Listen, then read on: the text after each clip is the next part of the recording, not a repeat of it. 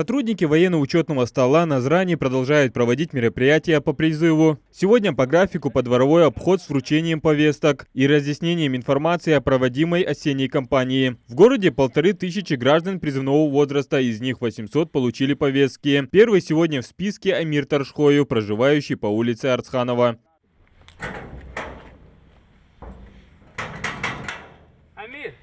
Калитка открыта, во дворе стоит машина, по всей вероятности хозяин дома, но на зов начальника военного учетного стола здесь никто так и не откликнулся. Входить без разрешения сотрудник не имеет права, отправляется к другому адресату. Но если военнообязанный думает, что притаившись он избежал повестки, то зря. Уже на следующий день его навестит участковый, который составит акт об уклонении от военной службы.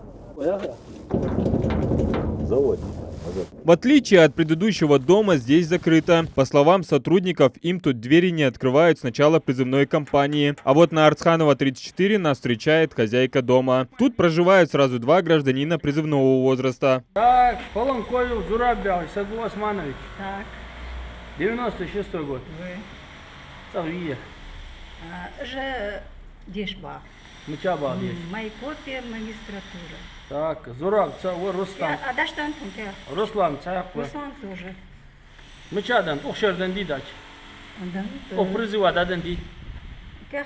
Сверив слова матери с документами, призывная комиссия убедилась, что ее сыновья и вправду своевременно отмечаются в военкомате. Они студенты, и у них отсрочка. А есть те, кто усложняет работу по призыву, своевременно не предоставляют справки, подтверждающие обучение в очной форме. Сотрудники военно-учетного стола предупреждают, что человек, который имеет законное основание на отсрочку, должен в обязательной форме подойти в военкомат и пройти медкомиссию, иначе они будут считаться уклонистами.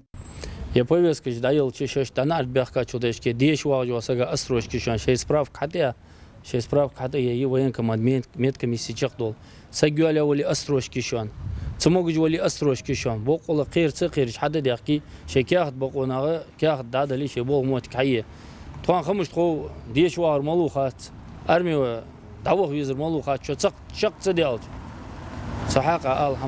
На сегодняшний день в рамках осеннего призыва уже состоялось 4 отправки наших ребят. Наряд Назрани на 35% выполнен, а всего он составляет 15 новобранцев. Остальные пополнят ряды вооруженных сил до конца декабря. Адам Гулоев, Ахмед Горбаков, Новости 24.